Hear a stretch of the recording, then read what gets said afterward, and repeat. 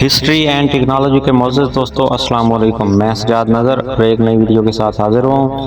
ناظرین، آج ہم بات کریں گے ایک ایسے ڈاکو کی جو غریبوں کا مسیحا اور امیروں کے لیے خوف کی علامت تھا۔ سلطانہ ڈاکو نے کس طرح انگریز حکومت کو تگنی کا ناچ نچایا اور اسے کس سازش کے تحت قتل کیا گیا، اس کے بارے میں ہم تفصیلی بات کریں گے۔ ناظرین، سلطانہ ڈاکو کا تعلق ہندوستان کے ایک شہر اتر پردیش کے ایک مسلمان گھرانے سے تھا۔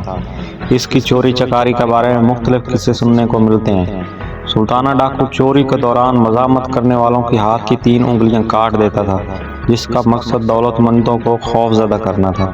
وہ امیروں اور انگریز سرکار کے وفاداروں کو عبرت کا نشان بنا دینا چاہتا تھا۔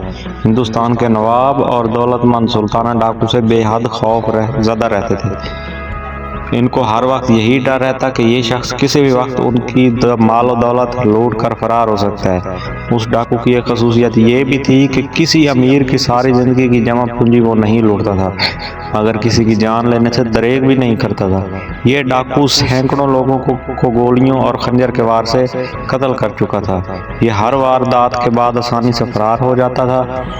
ہندوستان کے نواب اور دولت مند لوگوں نے اسے بے رحم انسان سمجھا، مگر یہی سلطانہ ڈاکو غریبوں کا غمگسار اور مسیحا تھا۔ کئی بار اس لٹیرے کو پکڑنے کے لیے درخواستیں دی گئیں، مگر پولیس اسے گرفتار کرنے میں ناکام رہی۔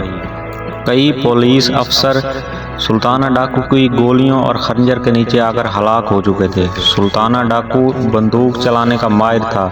اس سے مشہور تھا کہ وہ خطروں سے کھیلنا جانتا ہے۔ ہندوستان کے غریب لوگ سلطانہ ڈاکو کی عمر دراز کے لیے دعا کرتے تھے۔ اس کی وجہ یہ بھی تھی کہ سلطانہ ڈاکو امیروں کا لوٹا ہوا مال غریبوں میں تقسیم کر دیتا تھا۔ سلطانہ ڈاکو کا بچپن اور لڑکپن غریبی میں گزرا اور اسے غریب لوگوں کا احساس تھا۔ وہ جانتا تھا کہ غریبوں کے لیے 2 وقت کی روٹی کا حصول کتنا ناممکن ہے اور کتنا مشکل ہے۔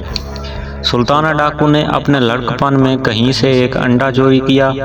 اس کے سارے خاندان کو پتہ چل گیا، مگر کسی نے کچھ نہ کہا، اور یوں اس کا حوصلہ بڑھتا رہا اور وہ اس نہج تک پہنچ گیا۔ وہ قانون کے نزدیک اور امیروں کے نزدیک ایک ظالم اور قاتل انسان تھا، مگر غریبوں کے لیے اس کی حیثیت مسیحا کے جیسی تھی، کیونکہ وہ ان کی مدد کرتا تھا۔ کئی غریب گھر اسی کے دیے ہوئے مال سے پیٹ بھرتے تھے۔ اسی دور میں سلطانہ ڈاکو کے علاوہ دوسرے ٹھگوں کی لوٹ مار کا سلسلہ بھی پورے ہندوستان میں پھیلا ہوا تھا۔ ڈاکو بے خوفی سے تجارتی قافلوں کو لوٹ لیتے اور خطرہ ہونے پر لوگوں کو قتل کر دیتے تھے۔ کئی درخواستوں کے باوجود سلطانہ ڈاکو کے علاوہ سب چور پکڑ لیے گئے، مگر پولیس میں اپنے مخبر ہونے کی وجہ سے سلطانہ ڈاکو نہ پکڑا گیا۔ غریب لوگ اسے پناہ دیتے اور اس کی حفاظت کرتے، اس کی خاطر جان دینے کو بھی تیار رہتے۔ پولیس کی گرفتاری ناکام ہونے کے بعد انگریز سرکار نے برطانوی سراغ رساں ادارے سے رابطہ کیا۔ اس سے پہلے سلطانہ ڈاکو کی گرفتاری پر انتظامیہ نے 1 لاکھ روپے انعام بھی رکھا، مگر بے سود رہے۔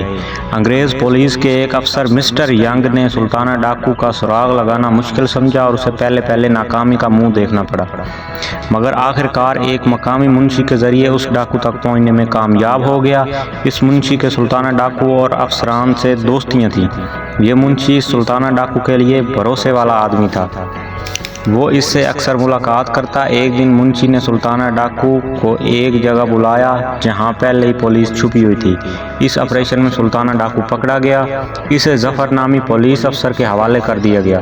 یہ وہی پولیس افسر ظفر ہے جسے جاسوسی ناول نگار کے طور پر بھی یاد کیا جاتا ہے۔ گرفتاری کے بعد جب سلطانہ ڈاکو کو نجیب آباد ریلوے اسٹیشن لایا گیا تو وہاں ہزاروں غریب لوگ اس کی ایک جھلک دیکھنے کو بےتاب تھے۔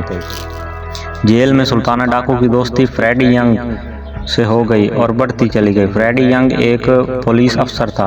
اس دور کے طریقہ کار کے مطابق اس افسر کی نگرانی میں سلطانہ ڈاکو کی طرف سے معافی کی درخواست دی گئی، مگر سرکار نے اسے مسترد کر دیا۔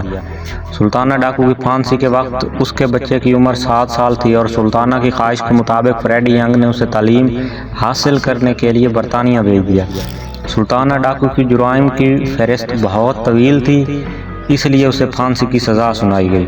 1924 کی صبح اسے پھانسی دی گئی اور سلطانہ ڈاکو اس دنیا سے رخصت ہو گیا۔ پھانسی کے لیے جب سلطانہ ڈاکو کو لایا جا رہا تھا تو لوگ اس کی بہادری کے قصے اور گیت گا رہے تھے۔ ہندوستان میں سلطانہ ڈاکو پر ناولوں کے علاوہ کئی فلمیں بھی بن چکی ہیں۔ تو ناظرین، یہ تھی ہماری آج کی ریسرچ۔ اس کے بارے میں آپ کا کیا تاثر ہے ہمیں کمنٹ سیکشن میں بتائیے گا، اور چینل کو لائک کریں، سبسکرائب کریں اور بیل آئیکن کو دبائیں تاکہ آنے والی ہر ویڈیو کا نوٹیفیکیشن سب سے پہلے آپ کو مل سکے۔